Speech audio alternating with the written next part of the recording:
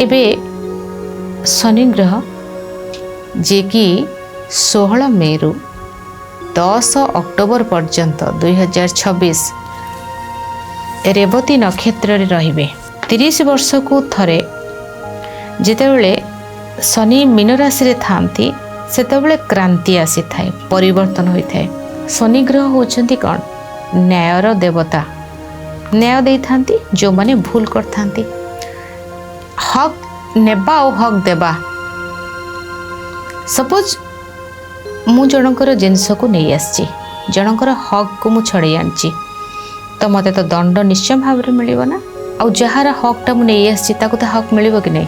तो ताको न्याय मिलले मते दंड मिलिबो, मते दंड मिलले ही तो अन्य जन को न्याय मिलिबो। ई क्षेत्र रे आमे प्रकृति को मध्य देखिबा। आमे प्रकृतिर जोटा पाइबा ताको आमे छड़े आणुछंती कि नहीं? फलंती गछ को काटी देबा, गछ गुडा को हाणी देबा, गछ लगाइबा नाही। पक्षी माने अंडा देबा को दौछंती, आमे पक्षी को देखुछंती? गछलता नाही कोठी, आमे प्रकृति को नष्ट करूछंती।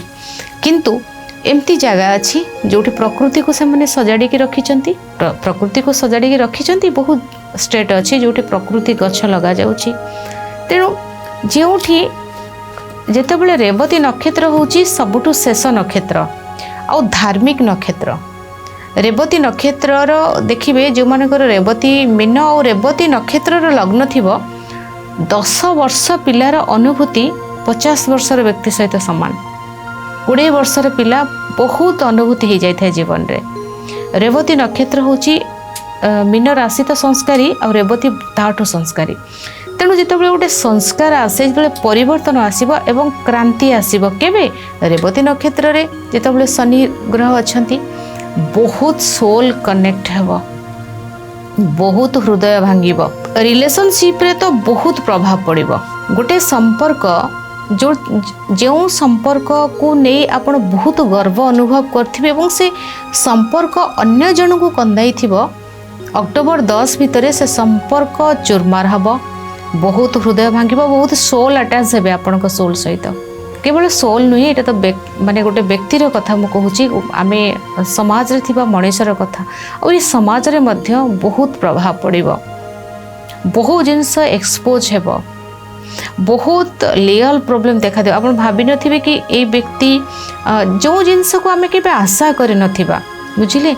आमे केमती भाबरे माने गोटे एग्जांपल हैला, हमर गाड़ी सब ठीक अछि, आम गाड़ी रे आमे ठीक भाव रे लॉक करिसेंती, हेले इठु गाड़ी को किए नहीं गला, गाड़ी केमती चोरी हे गला, जो गाड़ी रो किछि पत्ता ही मिलुनी।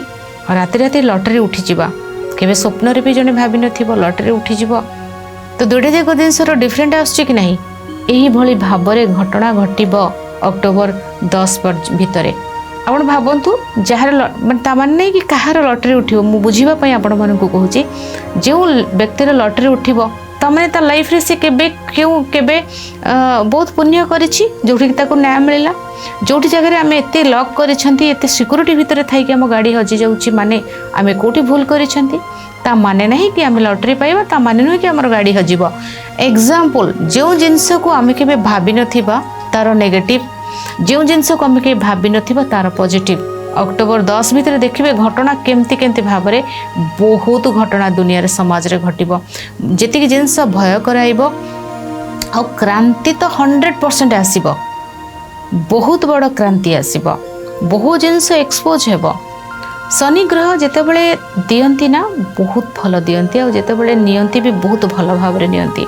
न्यायर देवता, खाली दंड मिलिले जे जणे न्याय हला सेटा नुहे, जन को दंड मिलिले ही आउ जन को न्याय मिलिबो ना। तो ये घटना अक्टोबर 10 भितर बहुत किछि घटना घटिबो। तेणु आम कर्म को आमे सजाड़ी के रखिबा। जेतेबेले आमे काहा को समालोचना करूछंती ना, भाबिबा कथा गोटे व्यक्ति सहित आमर बिल्कुल परिचित नथिबो, ताको आमे समालोचना करंती नेगेटिव वे रे और जेलस रे, तार रिजल्ट तो आमको भोगिया पड़िबो कि नहीं। आज समय हो जाइए भाग्य दर्शन कार्यक्रम को रखुच्छी, विदाय नौछि। नमस्कार।